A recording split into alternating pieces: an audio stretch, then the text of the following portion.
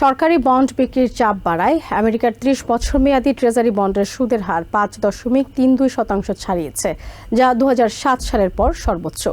একই সময়ে জাপানের দীর্ঘমেয়াদী সরকারি বন্ডের সুদের হারও প্রায় ৩ দশকের সর্বোচ্চ পর্যায়ে উঠেছে। জার্মানি ও কানাডা সহ অন্যান্য উন্নত অর্থনীতিতেও বন্ডের সুদের হার বাড়ছে। বিশ্লেষকদের মতে মূল্যস্ফীতির আশঙ্কা, সরকারি ঋণ বৃদ্ধি এবং এআই অবকাঠামোয় বিপুল বিনিয়োগের কারণে অর্থের চাহিদা বাড়ছে, ফলে দীর্ঘমেয়াদী ঋণের খরচও বাড়ছে। মঙ্গলবার আমেরিকার ৩০ বছর মেয়াদী ট্রেজারি বন্ডের ইয়েল্ড বা সুদের হার বেড়েছে ৫.৩%, যা ২০০৭ সালের পর সর্বোচ্চ।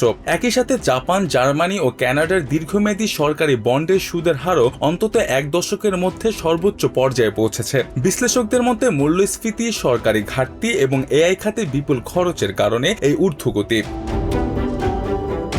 অর্থনীতিবিদ এড ইয়ারডেনের মতে বন্ড বাজার এখন স্বাভাবিকভাবেই কাজ করছে। অতীতে ফেডারেল রিজার্ভ সুদের হার শূন্যের কাছাকাছি রেখে বাজার কৃত্রিমভাবে নিয়ন্ত্রণে রেখেছিল বলে মনে করেন তিনি। এই অর্থনীতিবিদ জানান, ফেডের প্রভাব কমায় বিনিয়োগকারীরা এখন স্বাধীনভাবে প্রতিক্রিয়া দেখাচ্ছেন। তবে তিনি জ্বালানি সরবরাহ ব্যবস্থায় সংকট ও ভূরাজনৈতিক উত্তেজনাকে বাজারের মূল ঝুঁকি বলে মনে করছেন।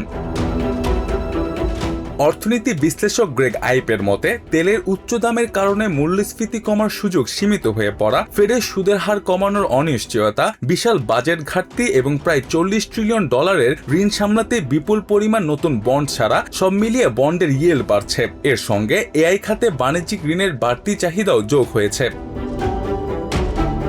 অর্থনীতিবিদ স্কট লিন্ডসকম জানান, বন্ডের বাজার শান্ত রাখতে আগে শুল্ক বা আন্তর্জাতিক চাপ কমানোর যে সকল কৌশল নেওয়া হতো, বর্তমানে সেগুলোর সুযোগ সীমিত। একই সঙ্গে ওয়াশিংটনের অনিয়ন্ত্রিত ব্যয় ও বিশাল সরকারি ঋণ কমানোর রাজনৈতিক সদিচ্ছারও ঘাটতি রয়েছে। জেপি মর্গানের chief market strategist for America Gabriel Santos সতর্ক করে বলেন, বিশ্ববাজারে এআই এখন বড় চালিকা শক্তি হলেও মাত্র একটি প্রযুক্তি খাতে অতিরিক্ত বিনিয়োগ ঝুঁকি তৈরি করতে পারে। ব্যাংক অফ আমেরিকার ইউএস রেটস স্ট্র্যাটেজির প্রধান মার্ক কাভানা বলেন, দীর্ঘমেয়াদী বন্ডের সুদের হার বাড়ার পেছনে ফেডারেল রিজার্ভের অস্পষ্ট বার্তা দায়ী। তার মতে নীতি নির্ধারণের ক্ষেত্রে সুদের হারের অনিশ্চয়তাই বাজারে এই অস্থিতিশীলতার অন্যতম প্রধান কারণ।